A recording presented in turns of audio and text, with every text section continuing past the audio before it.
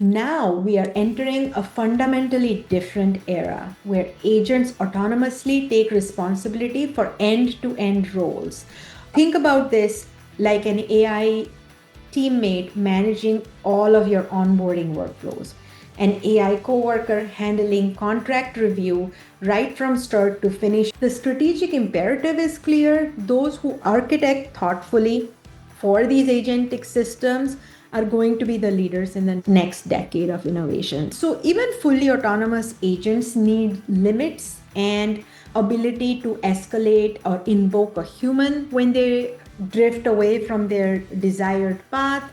And they also require human oversight, much similar to how we all have oversight from our leaders. Every leader has another leader overseeing them.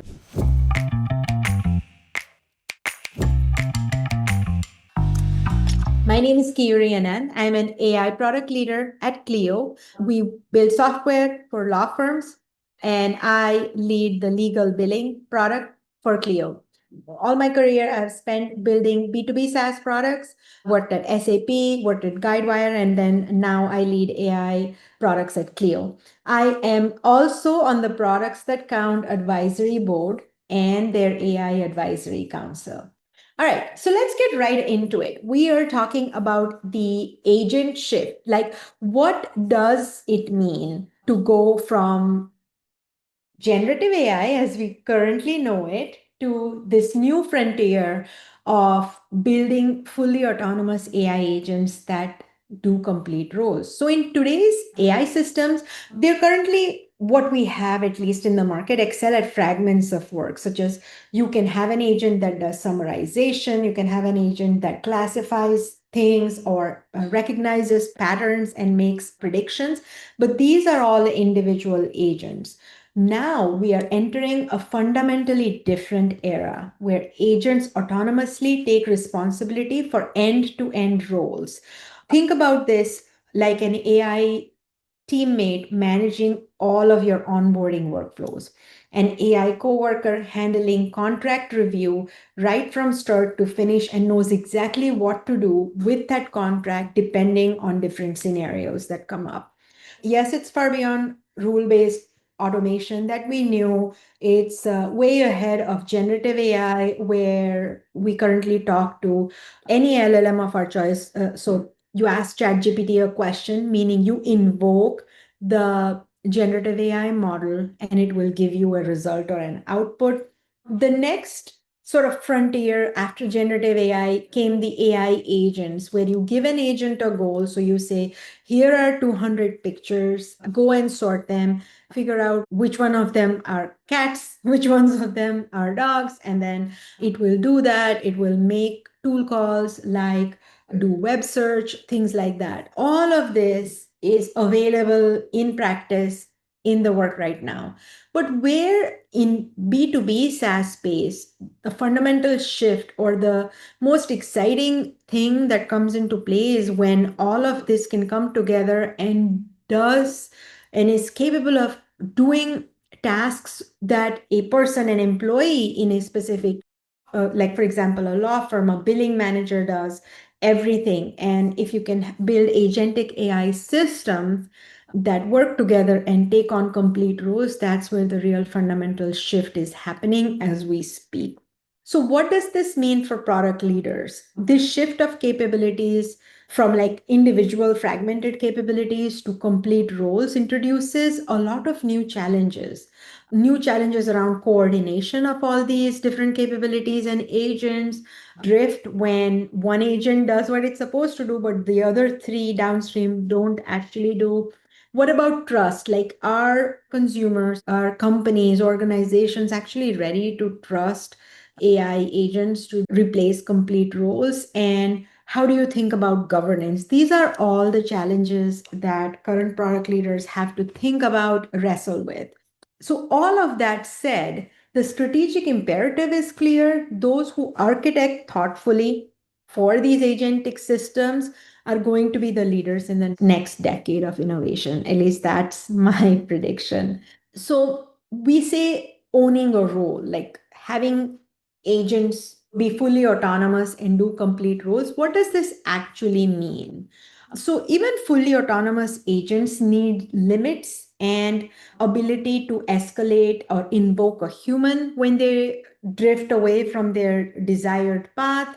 And they also require human oversight, much similar to how we all have oversight from our leaders. Every leader has another leader overseeing them. So, in a similar manner, autonomous agents need limits and oversight as well. So, how do you think about this, right? What are these boundaries? How do you think about these decisions that autonomous agents are making, and how do you differentiate? So, main point here is that not all decisions should be delegated. So, it's very important for product leaders to differentiate between what decisions are good to be outsourced to AI agents, but where must humans still remain in the loop?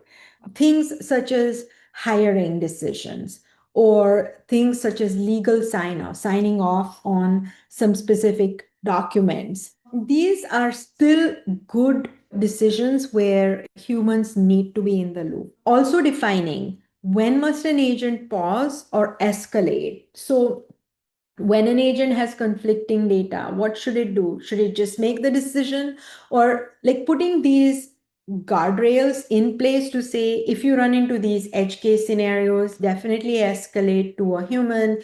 If the outcome is uncertain or unclear, depending on the use case, you'd need to identify what threshold of uncertainty you are comfortable with, but making sure that all of that, there is a human in the loop process in case the agents fail to do what they're supposed to do, is very important for product leaders to think about as you are building agentic AI systems that are desired to replace or own a complete role. The other thing to think about here in terms of like, what do I mean by agent taxonomy? So think about different types of agents and what they're good for, what type of tasks they are good for. There is a variety of different agents. Like you can have a task agent which executes narrow actions, like summarize my emails or summarize these documents. Then there are role agents. So these agents own full job functions. For example, an onboarding specialist agent or a billing specialist agent or a collections agent, things like that. Then you have this third aspect where we call them hybrid agents. So they co-own workflows with humans with flexible autonomy.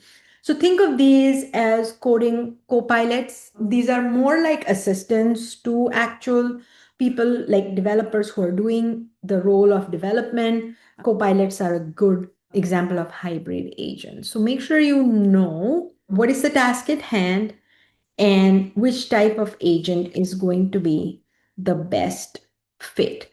There's a couple of more sort of tech ideas of different types of agents. You would break them apart into horizontal agents versus vertical agents. So horizontal agents are general purpose copilot, like if you think about them as the models that generate videos or generate images or generate text even or generate code.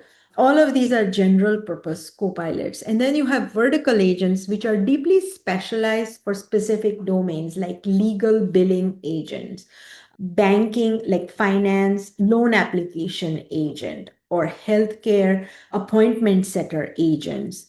This is where currently the vertical AI coworker trend is truly emerging. And this is the focus of this conversation that we are having today. So, when we talk about verticalized AI coworkers, vertical agents require domain specific context and memory. They need to understand, like, for example, if I'm doing legal billing, they need to understand the basic language of what legal bills look like, what are specific terminology that is specific to that domain. They need to understand that. They need to understand. So that's all of the context for legal and billing aspects. Then there is memory. So they need to have this understanding of the not just how the world is today, but what was in the context of this specific bill, this specific case, what was the history and things like that to be able to truly take action.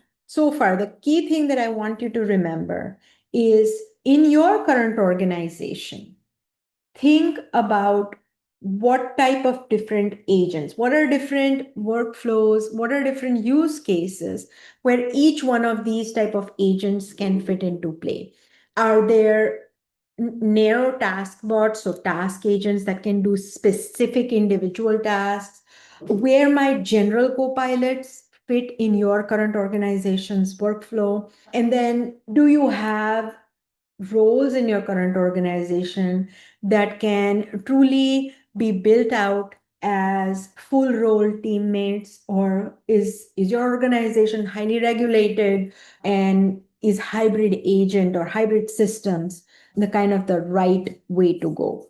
So think about it from that aspect. Now that we understand what are fully autonomous agents, what are AI teammates, what does it mean when we say we are building AI teammates or the next trend is AI teammates?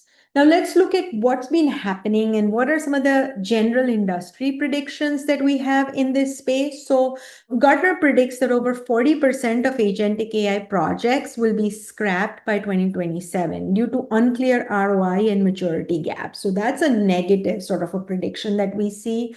And then in the face of that, we are also seeing governance challenges growing exponentially with agent autonomy, drift, and evolving behavior. Like if you're thinking, okay, everything that I have 5 employees in a specific department currently working on doing, I'm going to outsource all of that work to an agentic AI system.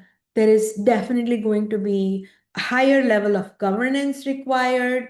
In order to build trust, you're going to be able to measure and report on the accuracy as well. So different metrics are going to be needed to be measured. So how do you actually think about that? Agentic AI governance is emerging as a major challenge, right? Agents are making decisions, they're learning from feedback, they're evolving. Every single sort of transaction, the agentic AI system is making decisions on the fly in real time, deciding what they need to do. And then specifically with verticalized AI agents, these are specifically built for B2B space. So highly regulated industries like finance, legal, HR, and they're embedded directly into workflows. So now we're thinking about what are some of the challenges that can come into play as we are already even thinking about these. So there are 3 possible things that are kind of showing up as future state models to help you imagine what building these teammates and how do you like mitigate the 2 risks that I mentioned. What are some of the different models that you have at hand to work with? So the first one is agent augmented enterprise. So this is the hybrid model we are talking about. Humans are still in control of most workflows. So for example, you have an HR support agents that are handling all of the basic queries.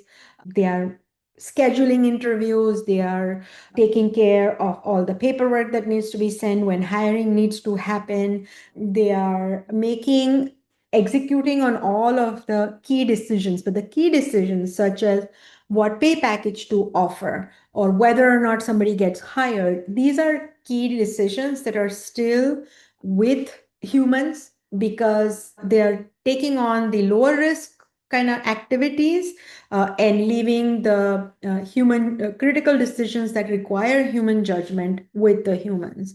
So the key thing in this model to think about is how are you going to balance decision freedom for the agents and how do you put organizational guardrails around that so that they don't take decisions that are beyond their boundaries. They're only taking low risk decision and then the high risk decisions they're invoking the human approvers for. So that's one model. The other model is this agentic division model. So some departments can run semi-autonomously, primarily because a lot of the work is very, very repetitive. It happens over and over again in the same manner on a daily basis. Like think about sending invoices based on the cadence. Like once some of these rules are figured, most of the time billing kind of just happens. You just send the invoice. You don't need humans to sit there and generate every invoice for every customer every day or every week or every month. This is a very classic example of things that can be automated. So something like this, things like billing, certain operational workflows can be powered by well coordinated clusters of agents.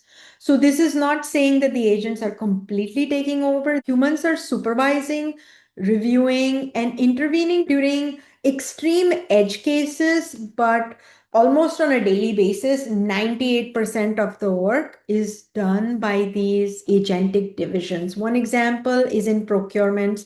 Agents can autonomously request quotes, compare vendors, draft purchase orders, and flag discrepancies with human oversight only on escalation. So, like, really, those 1 or 2% of the cases. So, that's the second example. Of course, this is more suitable for things where autonomous workflows are already, like, workflow automation is already quite heavy. These are classic examples of those. And then the third sort of model that we see emerging is autonomous enterprise ecosystem. So the entire ecosystem of AI teammates are coordinating, self-organizing, and collaborating with very minimal human intervention. So human roles are shifting to policy creation, governance, and oversight. So you're actually directing, thinking, strategizing what a business needs to do in order to grow, but the actual doing is outsourced to AI agents. One example of this is in legal, finance, compliance agents, where negotiating contracts, running checks, and reporting anomalies to human auditors is this complete autonomous ecosystem is able to handle. Think collections. Agents can decide which types of collections, how much money is involved, have numerous data points to make a decision on whether they use voice calling to collect on delinquent funds or whether they use emailing, texting. Like, they have all these variety of tools at their hand, and an autonomous agentic enterprise will self-organize, figure out from case by case basis which type of tools to use in order to get the best result at hand. And then the decision that the human auditors or oversight needs to do is to actually tell it which accounts or which items need to be collected on.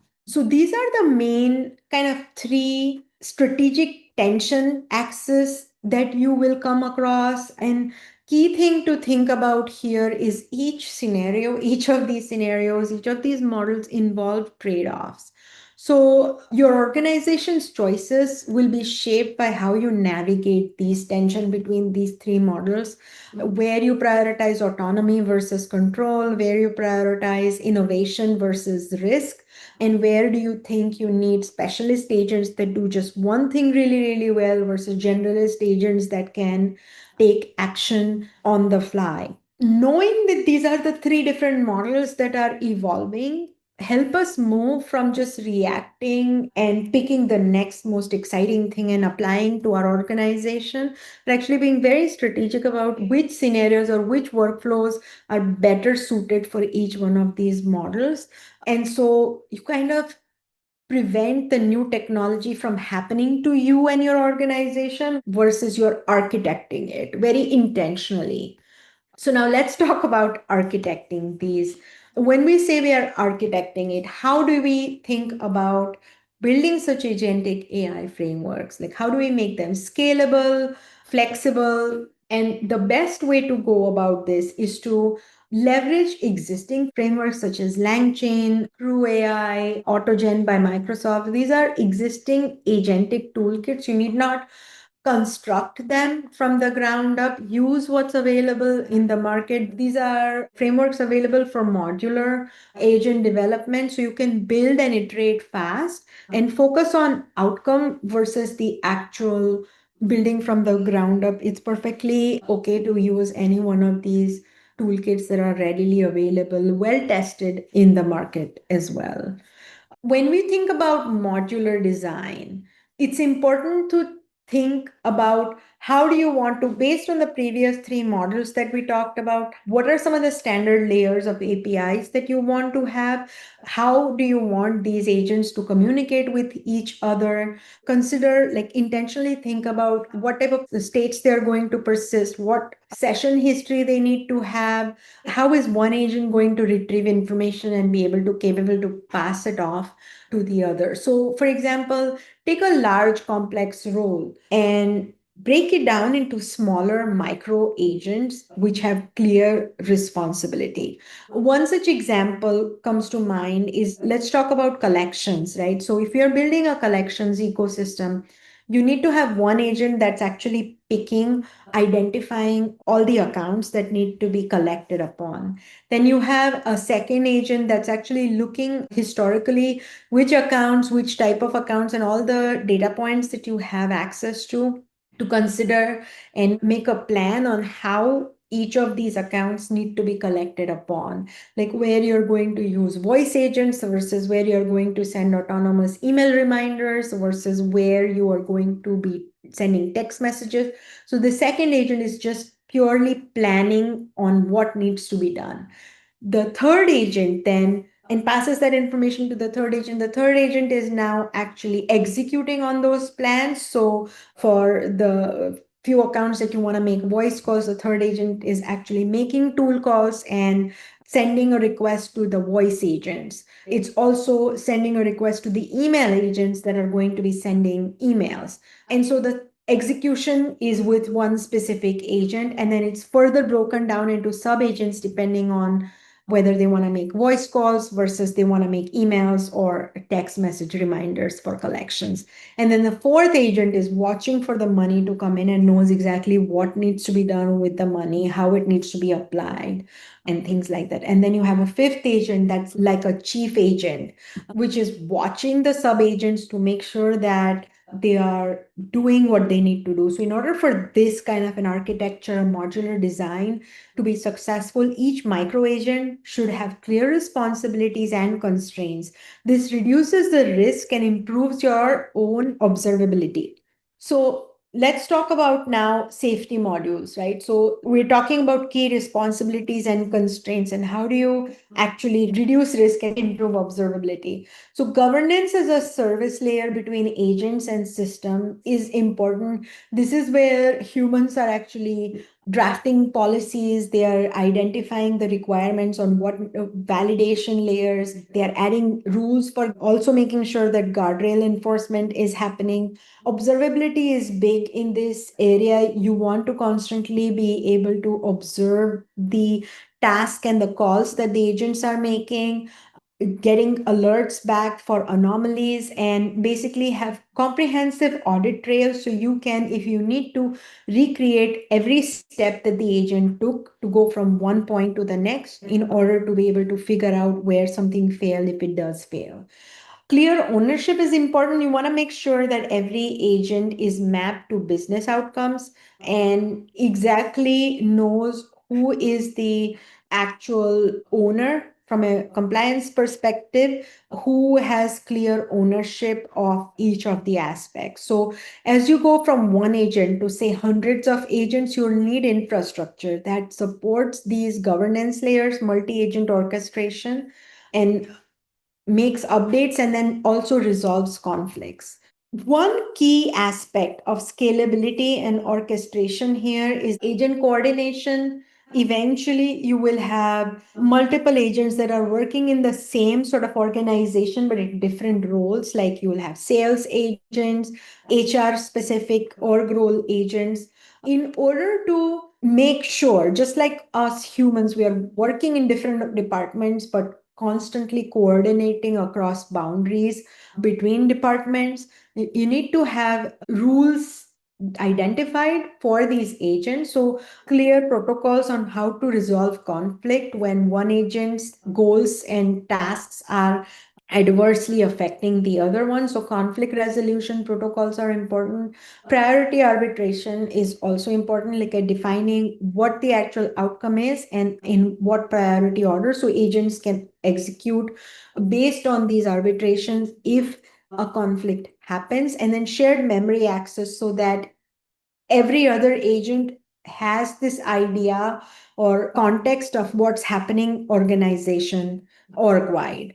Versioning and rollback, just like software, AI agents also need release pipelines, safe experimentation, rollback plans for harmful behavior, and things like that. So without very strong scalability and orchestration layer, there is high risk of agent drift, conflicting decisions, and different agents doing the same task. So effort duplication, at the same time contradict, like they may be doing the same task but in a different manner. So these are few of the architecture and implementation patterns that you need to focus on and keep in mind when we are talking about these. So now let's talk about risks. How to do all of this safely, how to do all of this with proper accountability, and how to do it all in a manner where it's scalable. But now that we are talking about organizations, we want to make sure that it is done in a manner where it's going to be done in a ethical way. So there are few mitigation strategies in order for you to make sure that your agentic AI system is implemented, like you're aware of the risk. So thinking about what could go wrong and how do we plan for it before we scale this out further. Introduction of AI teammates expands your surface area for risk, that is for sure. So multi-step decisions can lead to unintended. So being aware of what those risks are going to be helpful. So multi-step decisions can lead to unintended consequences, and this increases your chance of emergent behavior that you didn't explicitly design for or test for. So making sure that you have guardrail, like a tiered guardrail model. So you have guardrails on your foundational layer, which is data curation, making sure your data is curated properly, your training, your prompts are transparent and explainable, your results are explainable, and there is bias control. You are continuously testing for outcomes to not have bias. So making sure that you are evaluating for helpfulness, harmlessness, and honesty in your products is very, very important.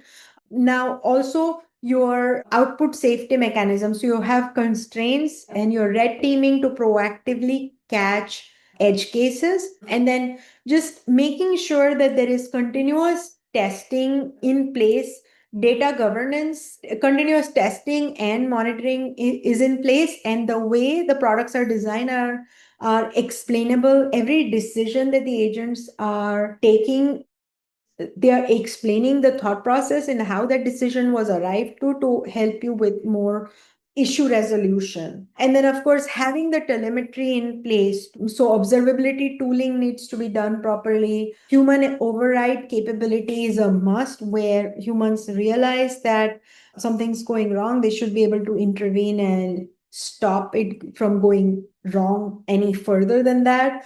Extreme amount of, more so than traditional software, telemetry, data governance, observability, and ability to intervene are very important to mitigate a lot of these risks. But at, like, all in all, if you're a product leader, you're thinking about beyond like technical challenges, always be thinking about what are my ethical and reputational risks. Like, how can I make sure that my product does not end up in the news for the wrong reason? That's like your rule of thumb to continuously vet and plan and prepare for mitigating these risks. Okay. So if you're a product leader, I've said a lot of things. I've talked about what are AI agents, where are we going, what are the 2 or 3 different models that are evolving, what are the risks, how do you mitigate those risks? But now, what do you take away from this 30-minute conversation, and how do you implement these, and what do you need? If you're a product leader listening to me now, what are some of the steps that you need to take to get ready and be the architect of this future as opposed to letting the future happen to you? So here's what you need to do. Start building, if you don't already, most organizations already have Gen AI pilots happening. If you don't have specific these type of pilots, make sure you launch one or two role level agents in low risk domains. So identify what are the low risk areas in your organizations where you can build agents to learn fast and validate assumptions before scaling. So build agents to deliver outcomes, complete role outcomes. Even if it's one task that a role does, build agent to deliver those. Invest in foundational infrastructure. So start thinking about observability, telemetry, governance tooling, and agent orchestration layer. Like start thinking about the basic plumbing. Establish oversight. So establish internal AI oversight teams to guide strategy and policy, and start building the ethical frameworks, and then upskill for the agentic paradigm. So start training your product teams, your engineering and compliance teams to think about this architecturally. Think about this like you're building a multifaceted collaborative machine that coordinates and takes accountability as opposed to individual task-based software system. Think about where you internally for your organization have capability gaps. That could be you don't have enough telemetry built in, you don't have auditing capabilities, you don't have systems that can prevent you or protect you from these risks. Start thinking about these things. Start involve legal early at the beginning, not at the end. So start talking with legal, start talking, making sure that your use cases are there is in compliance with regulation, and overall start preparing for these areas if you're a product leader for this new frontier, because it is coming.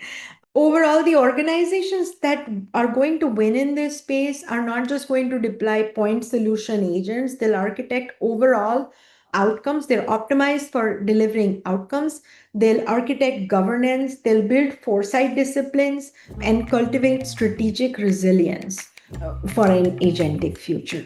And that's all from me.